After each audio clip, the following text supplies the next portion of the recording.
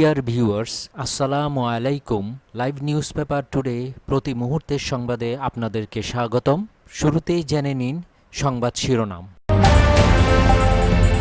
ইভেলির প্রতারণায় অনিশ্চয়তায় ৩৭ লাখ গ্রাহক। ওসি প্রদীপের ভিপিএম নিয়ে সংসদে যা বললেন রুমিন ফারহানা। পেঁয়াজের বাজারে সেপ্টেম্বর আতঙ্ক, দেখা দিয়েছে অস্থিরতা। লাদাখে ভারতীয় সেনারা গুলিবর্ষণ করেছে, অভিযোগ চীনের। তুর্কিদের বিরুদ্ধে লড়তে ফরাসি যুদ্ধবিমান ও জাহাজ কিনছে গ্রিস।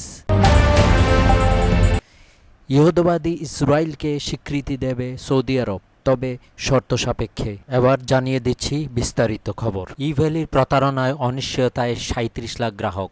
মানি লন্ডারিংয়ের অভিযোগ সহ প্রতিষ্ঠানটির কার্যক্রম তদন্ত করছে সরকারি সংস্থা। পণ্য কিনলেই অর্থ ফেরতের অস্বাভাবিক অফার দিয়ে ব্যবসা করছে ইভেলি। ১০০ থেকে ১৫০% পর্যন্ত ক্যাশব্যাক অফার দেওয়া হচ্ছে, অর্থাৎ ১০০ টাকার পণ্য কিনলে সমপরিমাণ বা তার চেয়েও বেশি অর্থ ফেরত দেওয়া হবে। সাইক্লোন, থান্ডারস্টর্ম, আর্থকোয়ার্ক সহ নানা ধরনের লোভনীয় অফার দিয়ে মানুষকে আকৃষ্ট করা হচ্ছে। এসব অফারে দেয়া হয়েছে বড় ধরনের মূল্য ছাড়। প্রতিষ্ঠানটির এমন লোভনীয় প্রস্তাবের ফাঁদে এরই মধ্যে পা দিয়েছেন ৩৭ লাখ গ্রাহক। তাদের মধ্যে অল্প সংখ্যক গ্রাহক কিছু লাভ পেলেও বেশিরভাগ গ্রাহকই আছেন অনিশ্চয়তায়। ইভেলির সাইক্লোন অফারে সাড়া দিয়ে গত ১৩ই আগস্ট ২,৬৫০ টাকার একটি প্রোডাক্ট অর্ডার করেন ক্রেতা রফিক মিয়া। ওই টাকার পরিবর্তে পরপর ১০ বারে তার ২৬,৫০০ টাকা কেটে নেওয়া হয়েছে। এ নিয়ে তিনি রিপোর্ট ইস্যু করেন, কাস্টমার কেয়ারে অভিযোগও করেন, মেইলও করা হয়েছে। কর্তৃপক্ষ বলেছে ৭২ ঘন্টার মধ্যে সমাধান হবে, কিন্তু প্রায় ১ মাসেও তিনি অর্থ ফেরত পাননি।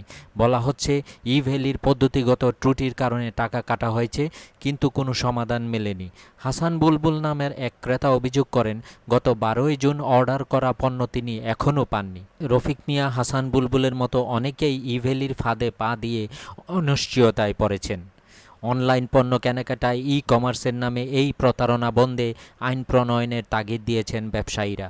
তারা বলছেন জবাবদিহি নিশ্চিত করতে হবে, কারণ আইন না থাকা আর জবাবদিহির অভাবেই ইভেলির ৩৭ লাখ গ্রাহক এখন অনিশ্চয়তায় ভুগছেন। অবশ্য সরকারের বিভিন্ন সংস্থা এরই মধ্যে ইভেলির কার্যক্রম খতিয়ে দেখছে।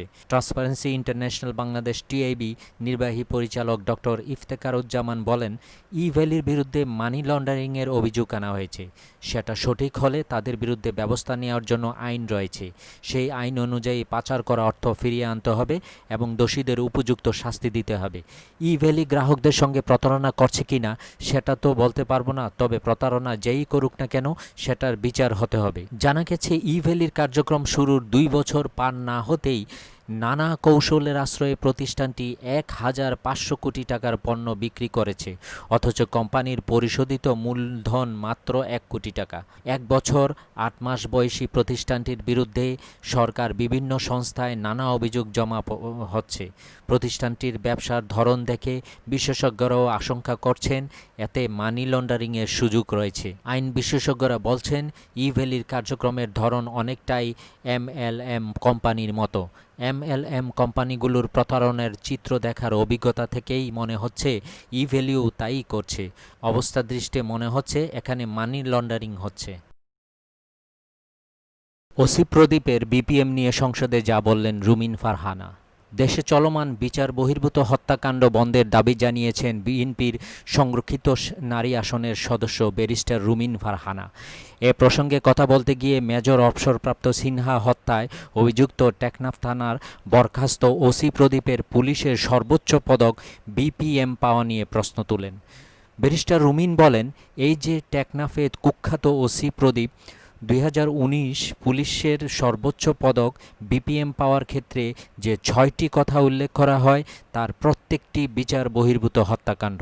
বিচার বহির্ভূত হত্যাকাণ্ডের পুরস্কার স্বরূপ কোনো পুলিশ অফিসার যদি সর্বোচ্চ পুলিশ পদক পান, তাহলে সেটি তো বিচার বহির্ভূত হত্যাকাণ্ডকে উৎসাহিত করবে, সেটাই স্বাভাবিক।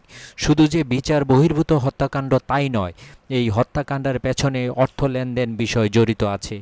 দেখা যায় সাধারণ পরিবার থেকে মানুষ ধরে নিয়ে যাওয়া হয়, অর্থ দাবি করা হয় এবং অর্থ না পেলে ক্রসফায়ারে ভয় দেখানো হয়। অথচ আমরা শুনেছি আমাদের স্বরাষ্ট্রমন্ত্রী বলেছেন বাংলাদেশ গুম বলে কোনো শব্দ নাই। একই লাইন ধরে পুলিশের আইজি কিছুদিন আগে বলেছেন ক্রসফায়ার নামেও বলে কিছু নাই, এটি এনজিওগুলোর শব্দ। তিনি বলেন যে রাষ্ট্রে বিচার বহির্ভূত হত্যাকাণ্ডকে বিভিন্নভাবে উৎসাহিত করা হয়, সেখানে ইঙ্গিত করে যে সেখানে বিচার বিভাগ ধ্বংস হয়েছে, সেখানে আইনের শাসন ধ্বংস হয়েছে, সেখানে মানুষ বিচারের প্রতি আস্থা হারিয়েছে এবং সেই রাষ্ট্র অকার্যকর রাষ্ট্রে পরিণত হয়েছে। সোমবার জাতীয় সংসদে অনির্ধারিত আলোচনায় অংশ নিয়ে রুমিন ফারহানা এসব কথা বলেন। তিনি বলেন সম্প্রতি একটি বিচার বহির্ভূত হত্যাকাণ্ড সবারই দৃষ্টি কেড়েছে, অথচ প্রতিদিনই একটির বেশি বিচার বহির্ভূত হত্যাকাণ্ড হয়। আমি যদি পরিসংখ্যান দিয়ে বলি, 2018 সালে 466 জন, 2019 সালে 388 জন, আর 2020 সালে করোনাকালে প্রথম 6 মাসে 158 জন বিচার বহির্ভূত হত্যাকাণ্ডের শিকার হয়েছে। আমরা যদি পাটিগণিতের হিসাব অনুযায়ী বলি, তাহলে প্রতিদিন একজনের বেশি বিচার বহির্ভূত হত্যাকাণ্ডের শিকার হয়েছে। তিনি বলেন এই যে বারবার বলা হচ্ছে এগুলো বিচ্ছিন্ন ঘটনা, এগুলোর একটিও কিন্তু বিচ্ছিন্ন ঘটনা নয়।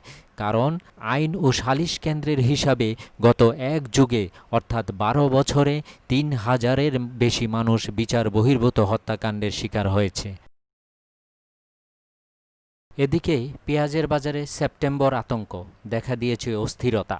গত বছরের মতো এবারও সেপ্টেম্বরও পেঁয়াজের বাজারে অস্থিরতা দেখা দিয়েছে। ভারতের বাজারে দাম বাড়ার খবরে দেশের বাজারেও বাড়ছে পেঁয়াজের দাম। গত বৃহস্পতিবার থেকে গতকাল সোমবার পর্যন্ত 45 টাকা কেজির দেশি পেঁয়াজ বিক্রি হচ্ছে 65 থেকে 70 টাকায়।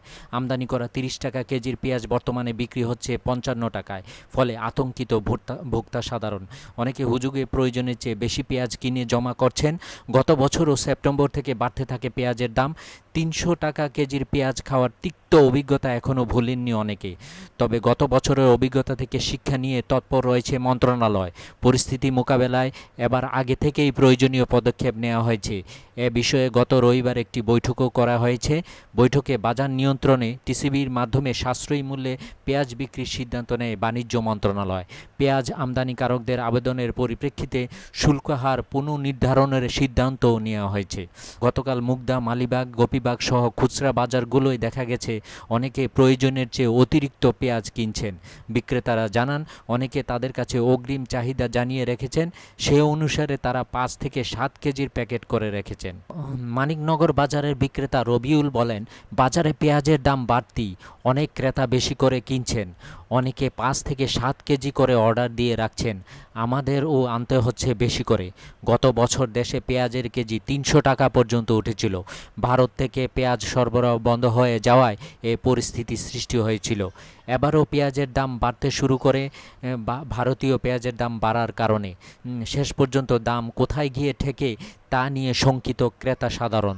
তবে ব্যবসায়ীরা বলছেন আগামী অক্টোবরেই ভারতে নতুন মৌসুমের পেঁয়াজ বাজারে আসতে শুরু করবে, ফলে বাজার অস্থির হওয়ার সুযোগ নেই।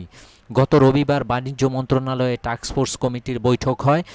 গতকাল সোমবার মন্ত্রণালয় থেকে পাঠানো এক সংবাদ বিজ্ঞপ্তিতে জানানো হয় দেশে পর্যাপ্ত পেঁয়াজ মজুদ রয়েছে, আমদানিও স্বাভাবিক রয়েছে, ফলে পেঁয়াজের সংকট বা দাম বাড়ার কোনো কারণ নেই।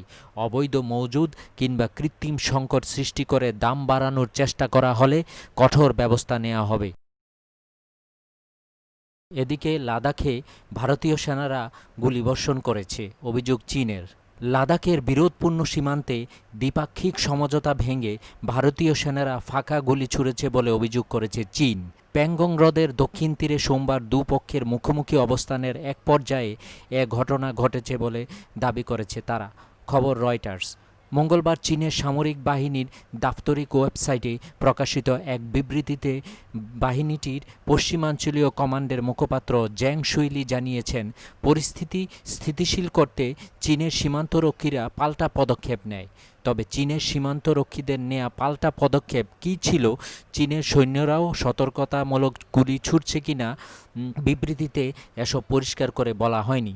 বিবৃতিতে জ্যাং বলেন, তাৎক্ষণিকভাবে বিপজ্জনক আচরণ বন্ধ করার জন্য এবং এ ধরনের ঘটনার পুনরাবৃত্তি যেন না ঘটে তা নিশ্চিত করতে যারা গুলি ছুঁড়েছে কঠোর তদন্তের মাধ্যমে তাদের চিহ্নিত করে শাস্তি দেওয়ার জন্য ভারতীয় পক্ষকে অনুরোধ করেছি আমরা।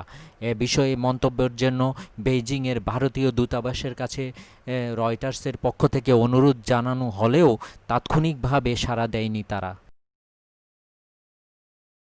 তুর্কিদের বিরুদ্ধে লড়তে ফরাসি যুদ্ধবিমান ও জাহাজ কিনছে গ্রিস। ভূমধ্যসাগরে তুর্কিদের বিরুদ্ধে লড়াই করতে ফরাসি যুদ্ধবিমান রাফায়েল ও যুদ্ধজাহাজ ফ্রিগেট কেনার ঘোষণা দিয়েছে গ্রিস। গ্রিক মিডিয়ায় বরাত দিয়ে আল জাজিরার খবরে বলা হয়, প্রতিবেশী রাষ্ট্র তুরস্কের সঙ্গে চলমান উত্তেজনা মোকাবেলায় সামরিক সরঞ্জাম কেনার সিদ্ধান্ত নিয়েছে গ্রিস সরকার। এতে সামরিক জোট, ন্যাটোভুক্ত গ্রিস ও তুরস্কের মুখোমুখি অবস্থান ও সমরসজ্জায় নতুন মাত্রা যোগ হলো। তুরস্ক তার উপকূলবর্তী পূর্ব ভূমধ্যসাগরে গ্যাস ও তেল অনুসন্ধানের ঘোষণা দিলে প্রতিবেশী গ্রিস ও সাইপ্রাস দাবি করে ওই এলাকা তাদের। এরপরও তুরস্ক তাদের কর্মসূচি অব্যাহত রাখতে চাইলে উত্তেজনা বাড়ে। তুর্কিদের বিরুদ্ধে লড়াই জোরদার করতে মিশরের সঙ্গে জোটও করেছে গ্রিস। এছাড়া যুদ্ধের প্রস্তুতি নিতে শনিবার ঘোষণাও দিয়েছেন গ্রিক প্রধানমন্ত্রী কিরিয়াকস, যদিও ন্যাটো মহাসচিব সব পক্ষকে আলোচনায় বসার আহ্বান জানিয়েছেন। ইহুদিবাদী ইসরায়েলকে স্বীকৃতি দেবে সৌদি আরব, তবে রয়েছে কিছু শর্ত। সৌদি রাজা সালমান বিন আব্দুল আজিজ বলেছেন, স্বাধীন ফিলিস্তিন রাষ্ট্র গঠিত হলে তেল আবিবের সঙ্গে সম্পর্ক স্বাভাবিক করবে রিয়াদ। তিনি গতকাল মার্কিন প্রেসিডেন্ট ডোনাল্ড ট্রাম্পের সঙ্গে এক টেলিফোন আলাপে সৌদি আরবের এ নীতি অবস্থানের কথা জানান। রাজা সালমান বলেন, যতক্ষণ পর্যন্ত একটি স্বাধীন ফিলিস্তিন রাষ্ট্র গঠিত না হচ্ছে ততক্ষণ পর্যন্ত ইসরায়েলের সঙ্গে সম্পর্ক স্বাভাবিক করবে না সৌদি আরব। সৌদি রাজা দাবি করেন, তার দেশ ফিলিস্তিনি সংকটের একটি ন্যায়সঙ্গত ও টেকসই সমাধান চায়। মার্কিন যুক্তরাষ্ট্রের প্রেসিডেন্টের দায়িত্ব গ্রহণ করার পর থেকে ডোনাল্ড ট্রাম্প কুদস দখলদার ইসরায়েলের সঙ্গে আরব দেশগুলোর সম্পর্ক স্বাভাবিক করার জন্য ব্যাপক চেষ্টা চালিয়ে এসেছেন।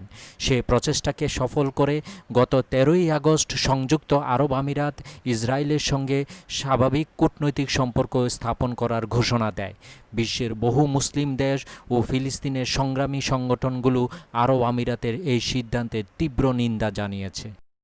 পরিশেষে সবাইকে ধন্যবাদ জানিয়ে সংবাদ শেষ করছি। যারা চ্যানেলটিতে নতুন এসেছেন সাবস্ক্রাইব করে নিন, আর ভিডিওটি ভালো লাগলে লাইক, কমেন্ট এবং শেয়ার করুন। যারা পত্রিকা পড়তে ভালোবাসেন তাদের জন্য ডেসক্রিপশানে একটি ওয়েবসাইটের লিঙ্ক দেওয়া আছে, আশা করি সবার ভালো লাগবে।